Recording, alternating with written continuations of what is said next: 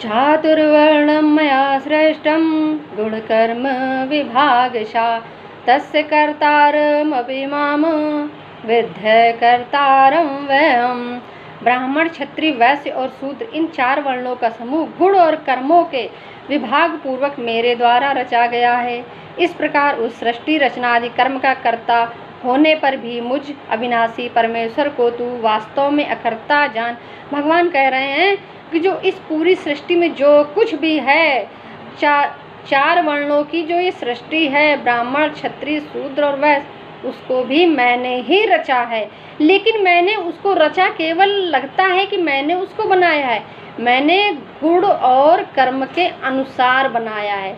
यानी कि जिस जीव की जैसी योग्यता थी उसको उसी स्थिति में मैंने रख दिया। लेकिन इन 4 वर्णों के कार्य भिन्न भिन्न होने के पश्चात भी अगर यह निष्काम भाव से अपने कर्म को करते हैं तो वो सभी एक ही फल मुझको प्राप्त करते हैं। यानी कि सबका फल मैं एक परमात्म रूप ही हूँ, लेकिन सबके अपने कर्मों में निष्कर्मता होनी चाहिए। यानी कि जो जितना योग्य था उसको उसी योग्यता के अनुसार जो है वो कर्म दे दिया है। और 4 वर्ण एक दूसरे के पूरक है, कोई भी किसी वर्ण जो है किसी से महान नहीं है। जो सोचे कि कोई वर्ण किसी से महान है, बड़ा है, किसी का कर्म छोटा है, किसी का कर्म बड़ा है, तो छोटा बड़ा किसी का कर्म नहीं है। और सभी अपने अपने गुण कर्म रुचि के अनुसार इन वर्णों में आए हैं। और हर वर्ण जो अपने अपने कर्म कर रहा है अपनी योग्यता के अनुसार, तो उसकी उस कर्म में उतनी ही रुचि और सिद्धता भी है कि उसी रुचि और सिद्धता से प्रेम पूर्वक उस कर्म को करता रहता है। और अगर वो निष्काम भाव से कर रहा है तो वो निश्चय ही मुझको प्राप्त हो जाएगा। भगवान कहते हैं कि ये गुणों के अनुसार ये सारी सृष्टि बटी हुई है, जिसकी जैसे गुण थे। यानी प्रकृति, हमारा नेचर, हमारा व्यवहार, उसी ने ही जो है हमको गुण के अनुसार उस वर्ण में डाल दिया। अगर हमें लगता है कि हम शूद्र हैं या वैश्य हैं, हम ब्राह्मण क्यों नहीं बन सकते, तो भगवान ने कहा कि ये जो बुद्धि है यही हमारी ब्रह्मा है। तो पूरा ब्रह्मांड हमारे शरीर में ही है। यानी कि हम इस बुद्धि से, इस ब्रह्मा से जब सृष्टि उत्पादक कार्य यानी अच्छे कार्य, जनक आदि कार्य हम करते हैं या कर रहे होते हैं, तो हम अपने आप ही उच्च वर्ण में प्रतिष्ठित हो जाते हैं।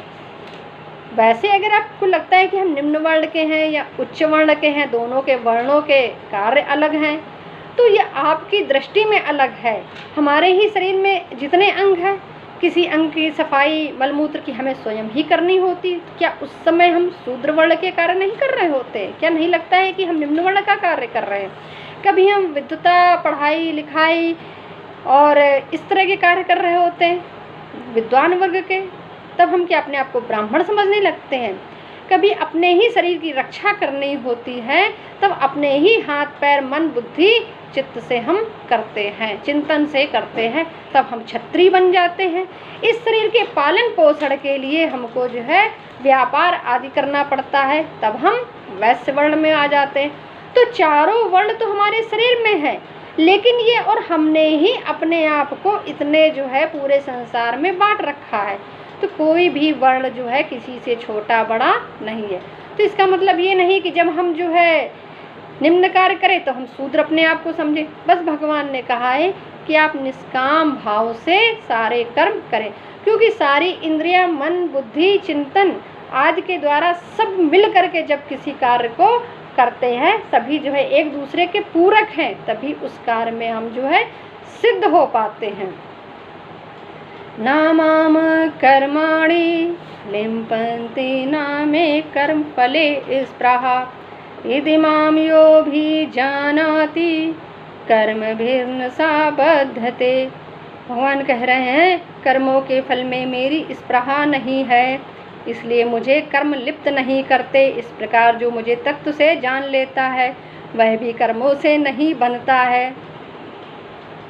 भगवान कह रहे हैं कि कर्मों में आसक्त मत हो। तुम्हारे सामने जो भी कर्म आ जाए तुम उसको करो, ये मत सोचो कि कोई भी काम छोटा है या कोई काम बड़ा है। इस प्रकार से तुम इन कर्मों बंधन में नहीं पड़ोगे। एवं ज्ञात्वा कृतं कर्म पूर्वैरपि मुमुक्षुभिः कुरु कर्मैव तस्मात् त्वं पूर्वै पूर्वतरं कृतं। पूर्व काल में मुमुक्षुओं ने भी इस प्रकार जानकर ही कर्म किए हैं, इसलिए तू भी पूर्वजों द्वारा सदा से ये किए जाने वाले कर्मों को ही कर। भगवान कह रहे जो मुमुक्षु थे, जो ज्ञानी जन थे, जो मोक्ष प्राप्त होने के योग्य थे, विद्वान थे, सिद्ध थे, संत थे, महात्मा थे, उन्होंने इस सही रीति को, कर्मों को करने की सही रीति को जान लिया और जान करके उसी अनुसार ही उन्होंने कर्म किए। तो तुम भी उन्हीं पूर्वजों के कर्मों का अनुसरण करो। किम कर्मेति कव्योपत्र मोहिता तत्ते कर्म प्रविच्छामि यज्ञात्वा मोक्ष से शुभात्। कर्म क्या है और अकर्म क्या है, इस प्रकार इसका निर्णय करने में बुद्धिमान पुरुष भी मोहित हो जाते हैं।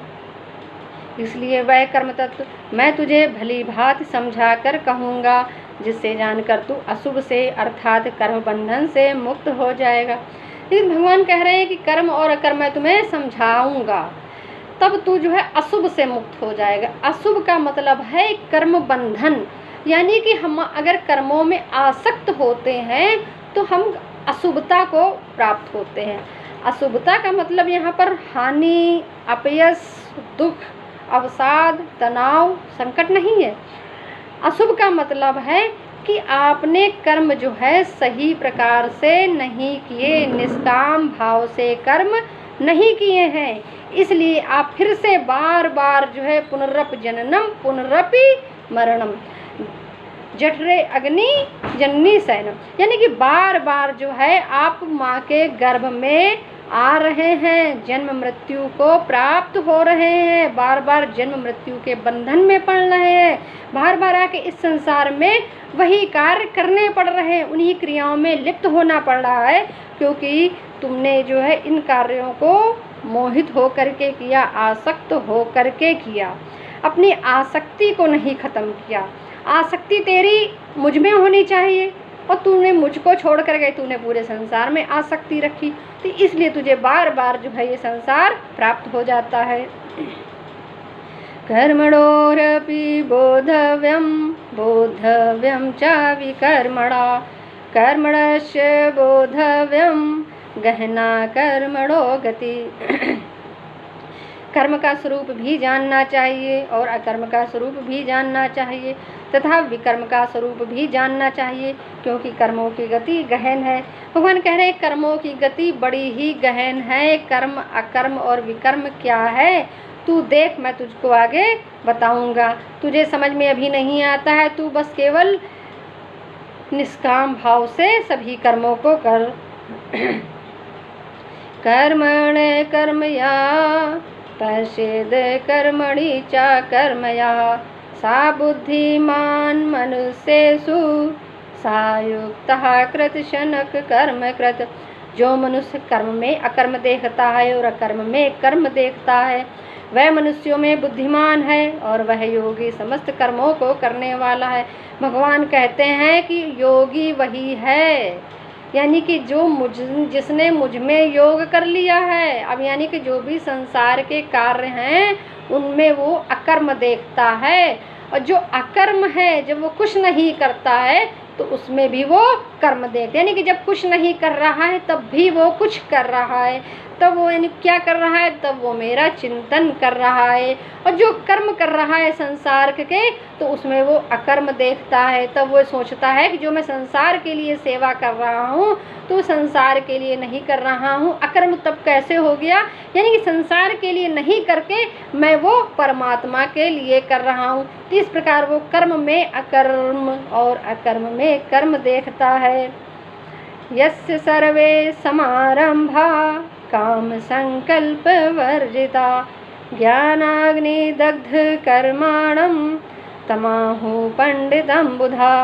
जिसके संपूर्ण शास्त्र सम्मत कर्म बिना कामना और संकल्प के होते हैं, तथा जिसके समस्त कर्म ज्ञान रूप अग्नि के द्वारा भस्म हो गए हैं, उस महापुरुष को ज्ञानी जन भी पंडित कहते हैं।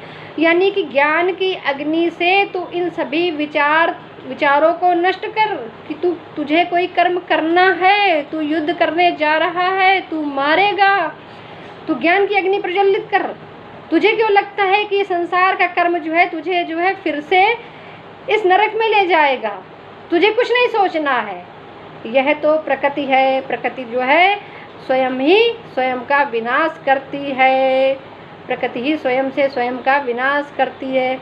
जैसे कि इस समय कोरोना काल चल रहा है, इतना बड़ा लॉकडाउन हो गया है हमारे देश में, इतना बड़ा संकट चल रहा है पूरे विश्व में, क्योंकि प्रकृति में इतना अनाचार, इतना दुराचार, अत्याचार, मांसाहार, इतने विषयों का सेवन चल रहा था कि आदमी पूर्ण रूप से भौतिक हो गया था। कोरोना नामक वायरस आया, एक इतना सूक्ष्म, जो कि सूक्ष्मदर्शी से ही जिसे हम देख सकते हैं, प्रकृति ने बनाया। यानी कि प्रकृति ने ऐसा एक वायरस पैदा कर दिया कि वो जो है इतना संक्रामक हो गया कि निरंतर सबको एक दूसरे को काल सर्प की तरह सबको डसे जा रहा है। यानी प्रकृति स्वयं से स्वयं का विनाश करवा रही है, सभी को सात्विक भाव में रहने के लिए प्रेरित कर रही है कि आप एकांत में वास कीजिए, भगवान का ध्यान कीजिए, जप मनन कीजिए, भगवान का कीर्तन कीजिए, शुद्धता रखिए, पवित्रता रखिए, सात्विकता रखिए और भगवान के लिए हवन कीजिए, क्योंकि ये शरीर तो जरा सा भी किसी को आपने जो मृत्यु की ओर उस कोरोना नामक इतने सूक्ष्म जीव को छूते ही भस्म हो जाएगा। कितना बड़ा प्रकृति ने काम किया है। आज प्रकृति ने स्वयं से स्वयं को नष्ट कर रही है और स्वयं से स्वयं को ही नया जीवन भी देगी प्रकृति। यानी कि परम गीता कितनी इस युग में जो है सार्थक है, जीव केवल समझ नहीं पाता है।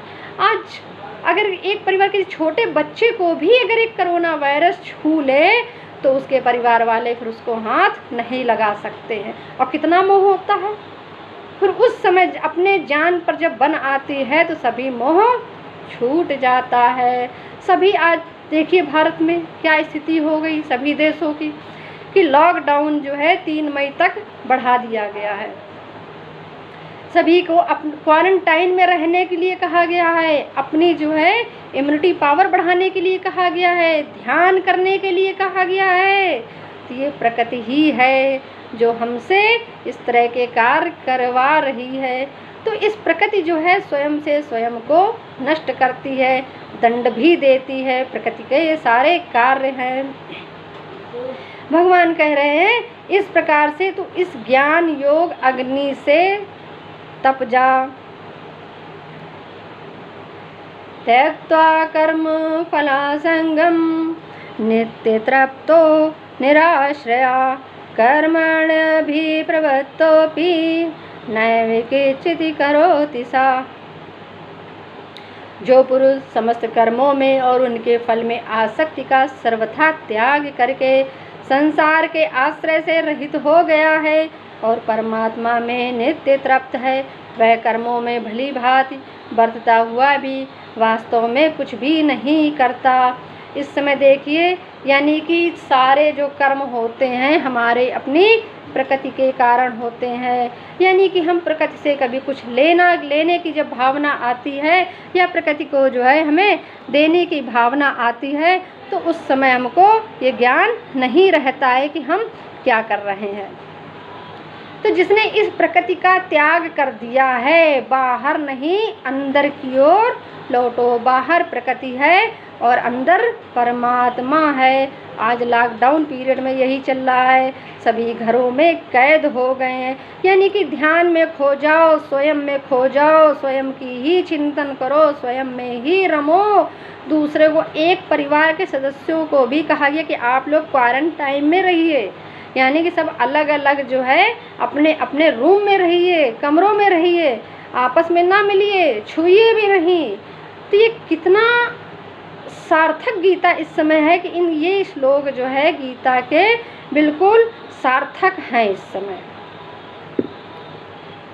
भगवान कह रहे हैं कि इस तरह से जो है तू इस प्रकृति का त्याग कर, कर्मों के फल में आसक्त ना हो कि तुझे क्या मिल रहा है और क्या नहीं मिलेगा। तू जो है केवल कर्म कर, तू मेरा आश्रय ले।